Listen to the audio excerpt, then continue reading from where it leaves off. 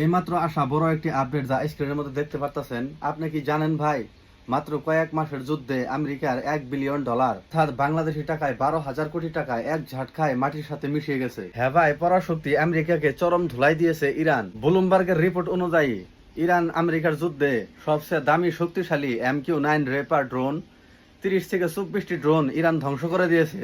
আমেরিকার এক একটি ড্রোনের দাম কত জানেন?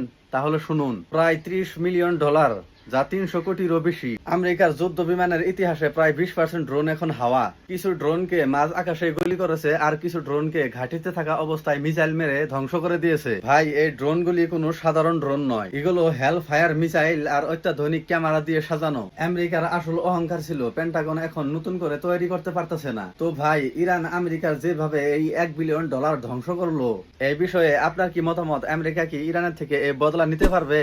আপনার মতামত কমেন্ট বক্সে জানান। ভিডিওটি ভালো লাগলে লাইক ফলো অবশ্যই করবেন।